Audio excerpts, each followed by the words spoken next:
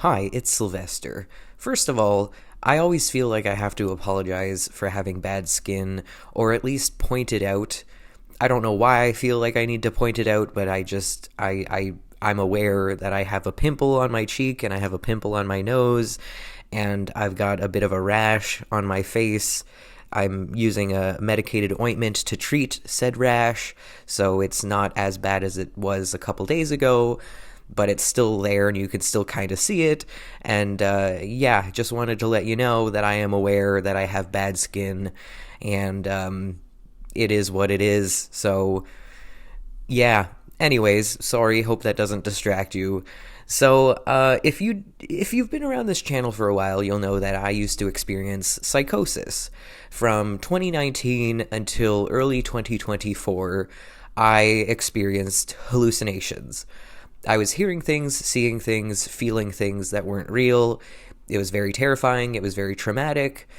And I've tried talking about my hallucinations several times on this channel because I personally find it interesting what my brain did to me, and I thought other people might find it interesting as well. But the one time I posted a video talking about my hallucinations, and I got a comment, and I don't remember exactly what the comment said, but it was something along the lines of like, you your hallucinations are indicative of what you want, what you fantasize about, or like something along those lines, where it was essentially saying that the hallucinations were just basically daydreams, or that the hallucinations were what my mind secretly wanted, and this really upset me because my mind, I did not want these hallucinations. What these voices in my head did to me was awful, and I am 100% not at fault for that. You know what I mean? Like, it's my fault that I didn't get help sooner. It's my fault that I didn't, seek some kind of treatment for the hallucinations. But the fact that I was experiencing hallucinations was not my fault. It's something that happened to me, and it certainly wasn't just daydreams. I used to have maladaptive daydreaming. I used to daydream all the time. I was just constantly up in my head making little fan fictions, writing little stories. And I know the difference between a daydream or a fantasy and a hallucination.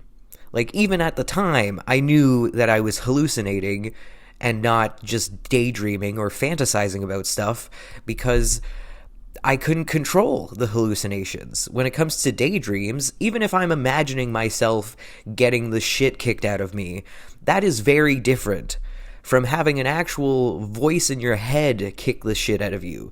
You know what I mean? Because if I'm daydreaming and I'm imagining something bad happening to me, like I'm getting beaten up, then I'm still in control. I can still stop it. I'm still, I'm actively imagining getting my ass kicked. But with hallucinations, I was not imagining it. I was not actively fantasizing about getting my ass handed to me. It was happening to me, and I had no control over it. And that's partially why it was so terrifying and so traumatic, is because I felt like I had no control over what these voices in my head did to me. And they did awful things to me. They tortured me. They abused me. They hurt me very bad. And so for this person, I know I shouldn't get I shouldn't get worked up over things people comment on my videos, because some people are just trolls. Maybe this person was just trying to get a reaction out of me.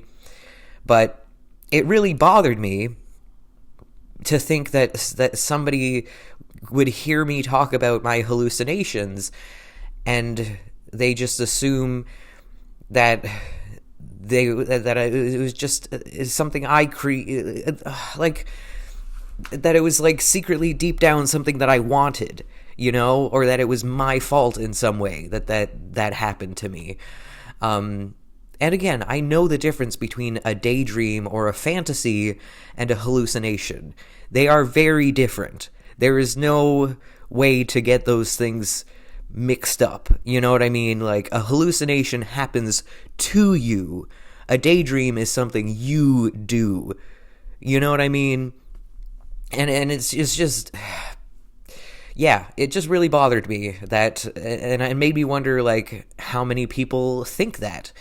So it made me really scared to talk about the hallucinations I experienced, because I didn't want people to hear me talk about, getting beaten up and abused by voices in my head and have them think, oh, well, that just means that you fantasize about getting abused. You know what I mean? Like, that is absolutely not true. I do not fantasize about getting abused. I do not daydream about getting abused.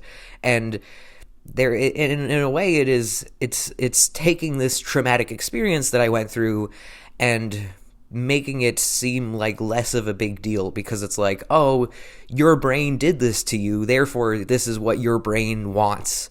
This is what your brain likes. Like, you can't act like a victim because the voices in your head abused you, because they're voices in your head, therefore your brain wanted it to happen. Like, somewhere deep down inside, you wanted to be abused. And it's like, again, that's so victim blamey, and it just pisses me off, and it really upsets me, because again, I know the difference between a daydream and a hallucination, and the things I hallucinated were not things that I daydream about. They were not things that I fantasize about. And even if I did have fantasies about being abused, again, there's a big difference between something happening because you're imagining it happening and something happening because you're hallucinating it. Like, even if I did sit around and imagine myself getting abused, I'm still in control. If I'm daydreaming, if I'm imagining it, I'm still 100% in control. The hallucinations, I was not in any control. They just happened to me.